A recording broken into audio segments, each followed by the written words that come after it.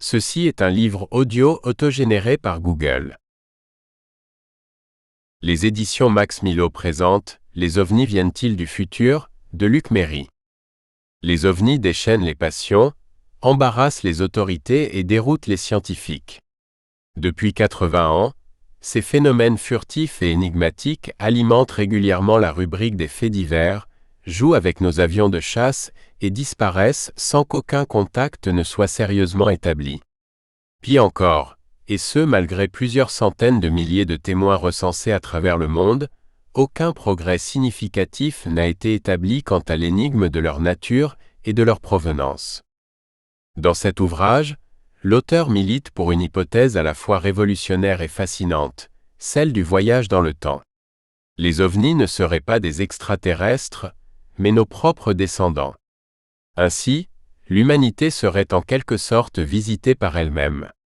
C'est ce qui expliquerait la permanence historique de leurs apparitions depuis l'Antiquité gréco-romaine, le principe sacré de leur non-intervention dans le déroulement de l'histoire humaine, la matérialisation et la disparition instantanée de leurs véhicules, leur aspect humanoïde et leur mise en garde contre une possible autodestruction atomique de l'humanité. Pour développer cette théorie, l'auteur passe en revue plus de 3000 ans d'histoire de phénomènes aériens inexpliqués et s'appuie sur les plus grandes théories scientifiques, dont la relativité générale, la physique quantique, le Big Bang ou les trous noirs. Luc Méry, historien des sciences, est l'auteur d'une cinquantaine de livres de vulgarisation sur la science et sur des personnalités comme Thomas Pesquet et Elon Musk.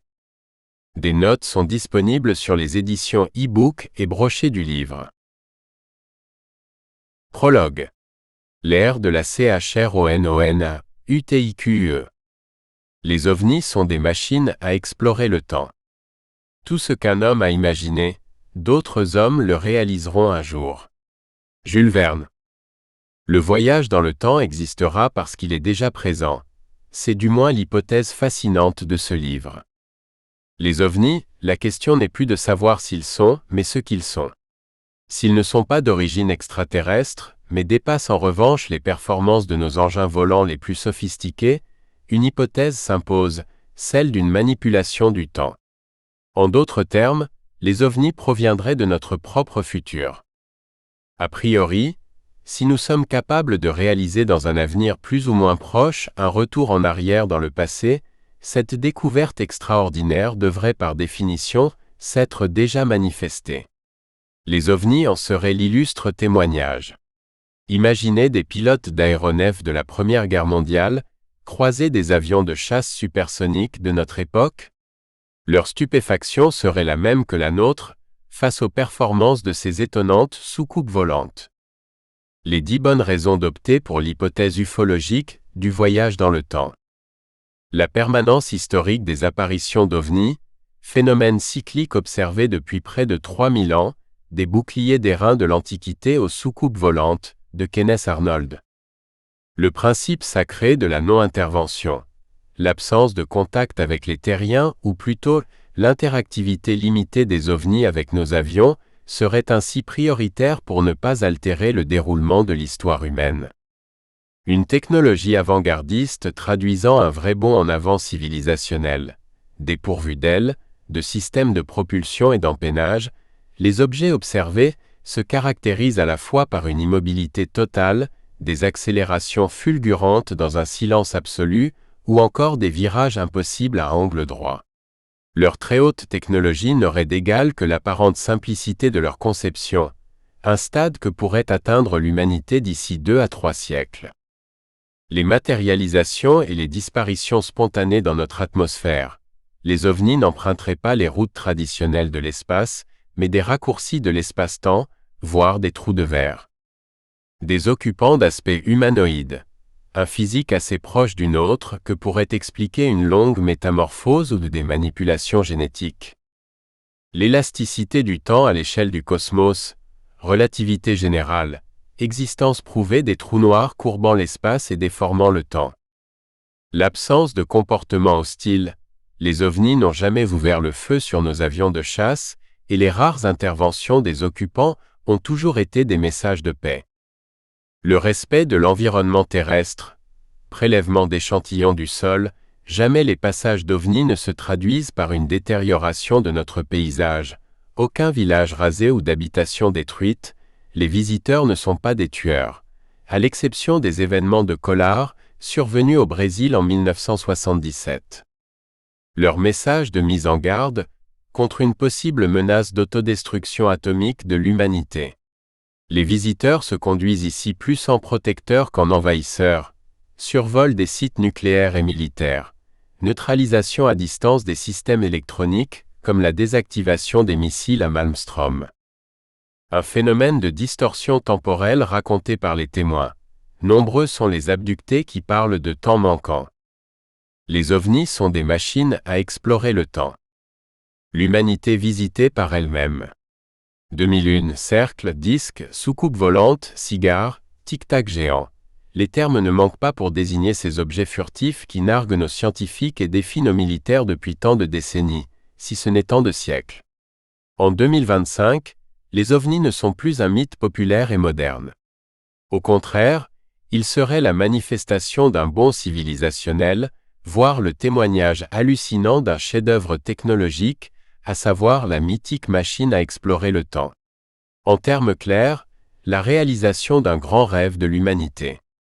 Les ovnis sont pilotés par des humains qui viennent de notre propre futur, tel est le message capital véhiculé dans ce livre. Pour remonter le cours du temps, ils utiliseraient sans doute les trous noirs ou des objets à très forte gravité. À l'appui de cette thèse, de nombreux arguments, à commencer par l'interminable épopée des ovnis, une histoire pratiquement aussi longue que celle de l'humanité. Contrairement à ce qui est relaté dans la presse classique, ce phénomène aérien inconnu serait bien antérieur à notre XXe siècle, sans doute même à l'ère chrétienne. Des boucliers d'airain de l'Antiquité aux chapeaux volants de la Renaissance en passant par les soleils nocturnes du Moyen Âge, les chariots de feu de la Bible et les soucoupes volantes de la guerre froide, nous constatons une incontestable similitude de forme et de mouvement. Cette permanence historique des ovnis, mais aussi leur furtivité, leur matérialisation soudaine dans notre atmosphère et leur absence de contact au cours des siècles passés corroboreraient la thèse du voyage dans le temps. Plus encore que l'évolution des ovnis, c'est aussi leur comportement aberrant et l'aspect de ces occupants qui nous interpellent. À aucun moment, ils n'essaient d'établir un quelconque contact avec nos légions de militaires, notre armada de scientifiques ou encore nos dirigeants politiques. Observer sans intervenir, telle semble être leur devise. Des protecteurs plus que des envahisseurs. Jamais ces mystérieux visiteurs ne manifestent d'attitude hostile. Bien au contraire, leurs faits et gestes expriment une crainte véritable à notre égard. Mieux encore, leur survol régulier de nos usines nucléaires, de nos sites de missiles ou de nos bases aériennes semble plus traduire une volonté de nous transmettre un message plutôt que de préparer une future invasion de notre planète. Ils se permettent même de désactiver des ogives nucléaires à distance, une performance technologique encore non maîtrisée par les superpuissances actuelles. À l'instar de l'incident de Malmstrom, survenu dans le Montana en mars 1967, la désactivation du système de déclenchement des missiles de la base américaine pourrait apparaître comme une simple mise en garde quant au risque futur d'un holocauste militaire. Lors de la catastrophe de Tchernobyl du 26 avril 1986, un ovni est ainsi observé au-dessus de la centrale atomique soviétique. Témoin de cette observation insolite, Mikhail Varitsky raconte : « Nous avons vu une boule de feu d'environ 8 mètres de diamètre qui évoluait lentement dans le ciel. Lorsqu'elle est parvenue à quelques mètres du 4e réacteur, elle a émis 2 rayons de lumière rouge dans sa direction. Cela a duré environ 3 minutes. Puis, les lumières de l'objet se sont éteintes et il s'est éloigné en direction nord-ouest. Cette intervention miraculeuse aurait permis d'abaisser la température du réacteur et empêcher une explosion. À supposer qu'ils proviennent de l'avenir sans véritablement connaître leur lointain passé, on pourrait avancer que les pilotes de ces ovnis agissent plus en protecteurs de la nature qu'en véritables envahisseurs de notre planète. Leur aspect lui-même est étrangement humain, ou plutôt post-humain. Expliquons-nous. D'après une récente étude portant sur l'évolution physique et biologique de l'homme dans les 10 000 ans à venir, les êtres humains pourraient complètement se métamorphoser. Le portrait des hommes du futur a même de quoi intriguer. Une boîte crânienne plus importante, de grands yeux et une mâchoire atrophiée, autant de caractéristiques physiques singulières qui ressemblent à s'y méprendre à celles de certains pilotes des ovnis. Au regard de toutes ces considérations, nous pouvons donc oser l'hypothèse chrononautique, même si celle-ci défie sensiblement le bon sens commun. En d'autres termes, comment des êtres qui n'existent pas encore pourraient-ils surveiller l'humanité depuis la nuit des temps?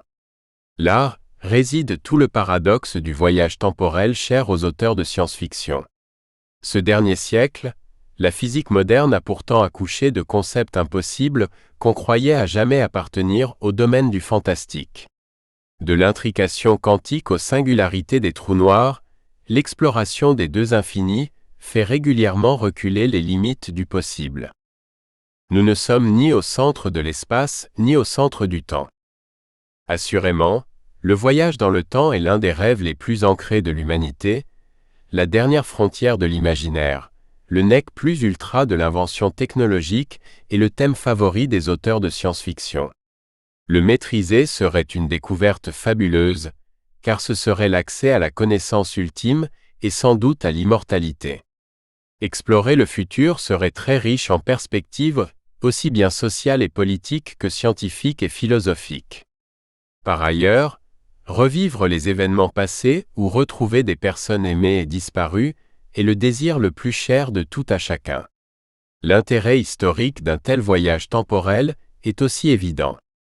Comment résister à l'envie de revisiter de grandes cités disparues comme la Rome impériale, la Carthage antique ou encore Tenochtitlan, la capitale des Aztèques, sans compter assister à de grands événements comme la première traversée de l'Atlantique par les caravelles de Colomb ou les grandes expositions universelles de Paris sous le Second Empire. En ce premier quart du XXIe siècle, les derniers développements de la mécanique quantique, la mise en évidence des trous noirs et la relativité générale nous proposent une toute autre vision de cette dimension aussi familière que fantastique.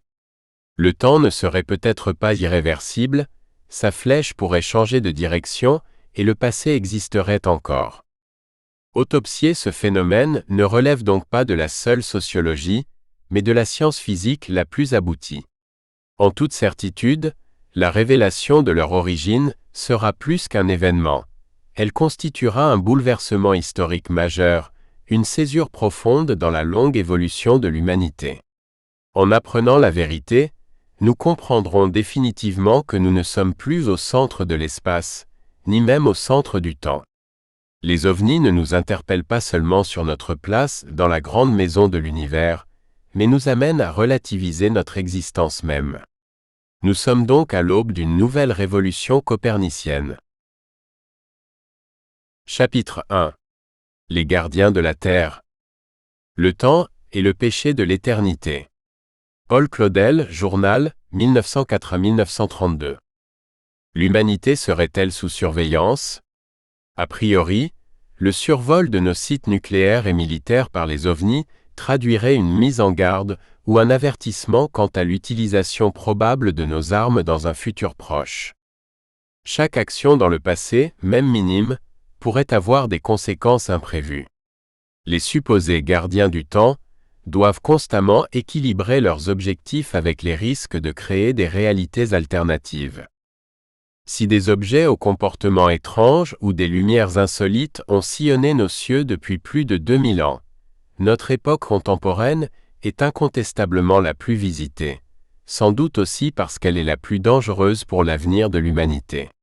Avec la double explosion atomique d'Hiroshima et de Nagasaki, les hommes ont ainsi prouvé qu'ils avaient la capacité de s'autodétruire.